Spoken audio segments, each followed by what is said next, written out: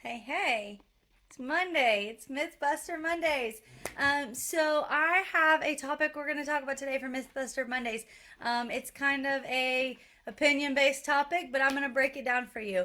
I am Kaylee, and I'm the teacher of finances, and I'm going to talk to you about how people say they can get a. Oh, one second. Instagram's not wanting to work with me. My Wi-Fi is being weird today. I think it's because of the wind's blowing 90 to nothing. So hopefully Instagram will come back up. If not, it's okay. I'll do Facebook and then there we go. We're good on Instagram. Okay, so we're going to talk about how people make the claim that you can get better returns from investments of some sort than a life insurance policy. And so today on Mythbuster Mondays, I wanted to talk about that and explain, kind of just break it down for you guys. So you might get a better investment, you might get a better return, but you also might not. So let me ask you a question. First, if you're watching live, drop a 1 in the comments. If you're catching this afterwards, if you'll drop a 2 in the comments, that would be wonderful.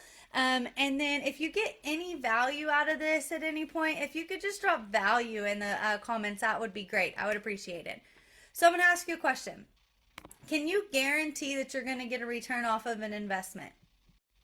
Depends on what it is, right? So depending on what type of investment we're talking about is going to determine if you can get a return off of it. But let's think about it like this. If you put 100K into the stock market, are you guaranteed that your family is going to get 100K back at the time of your death? That's really like, there's no guarantee in that, right? There's not a guarantee because had you put 100 in the stocks back in 2019, the chances that you have 100K sitting right there right now is very unlikely. Because between 2020 and 2022, you've probably lost money. I know tons of people that have. So you may be saying, well, I have an conservative risk account. Perfect. But are you still losing money in those accounts? So to get this 100% straight, life insurance policies are not considered investment accounts. Now, there are other types of accounts such as annuities and different things like that that are more like of a savings instrument like the bank uses that are similar to CDs. Okay? But I'm going to break them down for you. So what's the difference between a CD and an annuity that insurance agents typically talk about and share and help people set up? So CDs are going to be backed by the FDIC. Now the FDIC is a Federal Deposit Insurance Corporation. It's an insurance corporation that backs the banks in case they go under. All right? Now, of course, annuities are not backed by the FDIC. They're backed in full faith by the insurance company. But I want to give you an idea. I want to give you something. Now, over the last 160 years, so annuities were fixed annuities. I'm going to say that fixed, not variable. Fixed annuities were established over 160 years ago, and not one of them has lost a penny. Think about that. Is there a bank that you can go to and ask that question to? Think back to 2008 when the market crashed. Did banks have all kinds of different money loss? Absolutely. Had you had your money in a fixed index annuity or fixed annuity back in 2008, you wouldn't have lost anything. So that's just kind of the difference in the two, and just standing like on what the FDIC does and how it works and so on. Now, CDs have surrender penalties, absolutely. Okay? And they're limited on the amount that you can take out, for sure. But annuities are the same. There's going to be a specific minimum percentage that you can take out, and then there's going to be a minimum return. But if you put them in an indexed, now you're going to have a participation rate. So practically, if you're, I'm probably streaming slow because our internet is being so weird. I keep getting these notifications. So if I'm cutting out, I apologize. But we're going to keep going. Maybe I won't get kicked off today. So anyways, but if you have money in like a fixed index annuity, then you're looking at the amount that you're going to get back is going to be based off how the stock is performing. So if the stocks are going up, you're going to be getting money. All right. But if the stocks go down, your money just rides it out. It just sits there. It's just chilling, which is nice, right? On a CD, you're guaranteed a very minimal interest rate that you're going to get no matter what. Okay. So that's kind of how those two compare. Now, this is where they get tricky. So interest earned on a CD is taxable. Okay. If you don't take it out, it's taxable. So regardless, it's going to be taxable. Now, if you have an annuity that's set up with so the interest that's earned on a CD at the time is going to be taxable. If it's earned after, after you get ready to take it out and you leave it in there, it's still going to be taxable. The difference in the CD and the fixed annuities is going to be if you leave the money in that fixed annuity, you're not taxed on it until you start taking it out. Okay? But remember, I've talked about this before. On Roth accounts, you're putting in money that's going to be post-tax dollars. Okay? So any growth that you get off of them, you're not going to be taxed on. It's only taxed before you put it in. CDs, you're doing the same thing, but it's considered taxable income. So that's something to think about too when you're looking at the different types of the two. Taxation is going to come after gains on traditional style annuities, of course, because it's never been taxed. If the money's never been taxed, you're going to get taxed. Absolutely. Okay? That's just something to remember when you're thinking about in different types of money. If it hasn't been taxed, you have to pay taxes on it, all right? But if you put some money in there and you've already paid on it and it starts to grow in the Roth type accounts, then you're looking at a different type of way that grows without the taxation. The CDs do not work like the Roths. So that's something else to keep in mind. Fixed index are going to give you that option of having multiple types of rates that are going to be available to you. If you are in fixed index going to give you a bunch of different rates. You can put it in different places. So if you like the idea of stocks, but you don't like the idea of losing and you don't like the idea of risk, and you want to grow your money, then a fixed index account is awesome for you.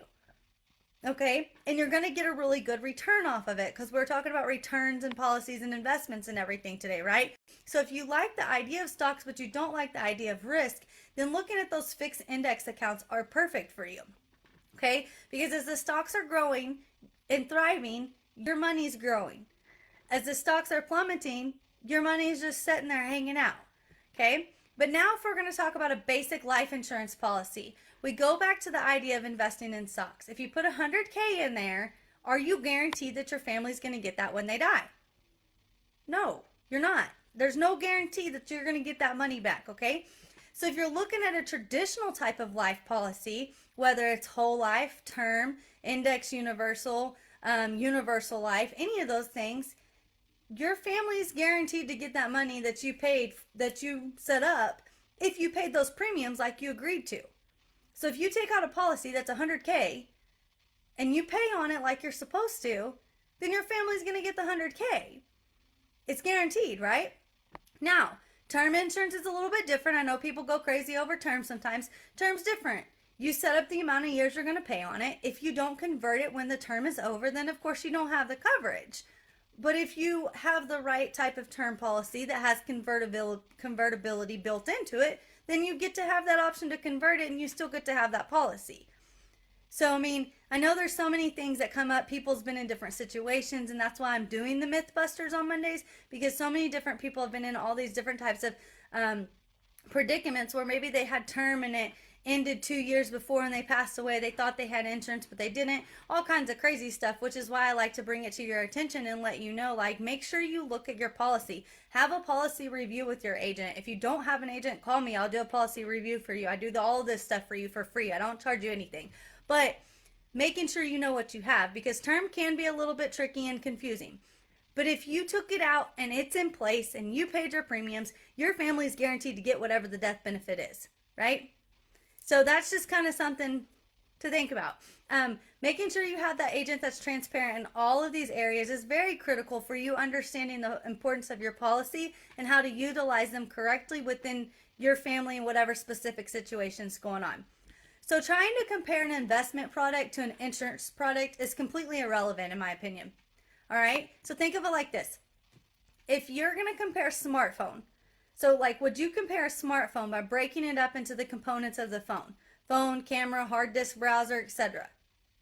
Right. So if I have an iPhone and I have a Galaxy, like, how are you going to compare the two?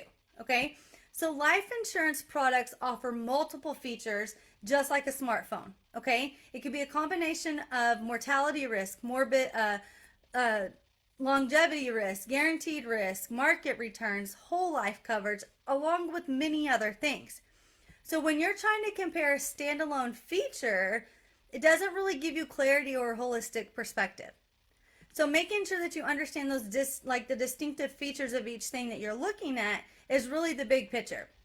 Because again, depending on what you're putting it in, what type of policy you have, all the different things, it's really not even relevant to an investment, because in an investment you're facing risk. And when you're looking at life insurance policies, again, whatever your death benefit is within that time frame of the policy and so on, your family's going to get it if you die. Okay? So life insurance policies typically are long-term financial insurances. Of course, they have competitive different risk adjustment returns and vice versa as far as assets. So depending on what you have as to what you get, and that's something that, again, a transparent agent should be explaining to you and breaking down for you to understand that this is what this product does for you and this is what it does for your family and this is how you utilize it. Okay, so if someone just comes in and says, hey, you need this policy, that's not, you need to ask questions. Ask questions so you understand what you're getting, so that way your family will understand. Just making sure that you talk to someone that truly has your best interest at heart and your family's best interests at heart. And then always remember, when we're looking at investments and prices of insurance and things like that, life insurance, if you take out life insurance, the younger you are, the cheaper it's going to be. The higher amount of coverage you have, or you'll be able to get for a lower premium. So the longer you wait, the higher it goes up. That's just part of it. Health and age are going to play huge into what options are available for you. In the last 3 weeks, I've literally heard of 3 different cases of individuals that were young or semi-young and a diagnosis that changed everything in their life. They thought that they could get something. They had this type of diagnosis, and now they can't get what they thought they were going to be able to get. And it's changed their whole circumstances significantly. So just make sure you're not waiting until to get that coverage for when you need it. It's like a car. You can't get car insurance after you wreck it. You have to have it when it's in good working condition, right? The insurance company's not going to pay for a wrecked car if you didn't pay on it before. So if you found any value in this today, just please comment value in the comments. If you want more information, drop me in the comments, and I will get with you on getting you some information. So the idea that you get better returns from investments compared to life insurance has been completely, and I found my sign today, guys, debunked. We debunked it. So thanks for joining in with me today for Mythbuster Mondays, and I will see you guys tomorrow for Thoughtful Tuesdays. Have a good Monday.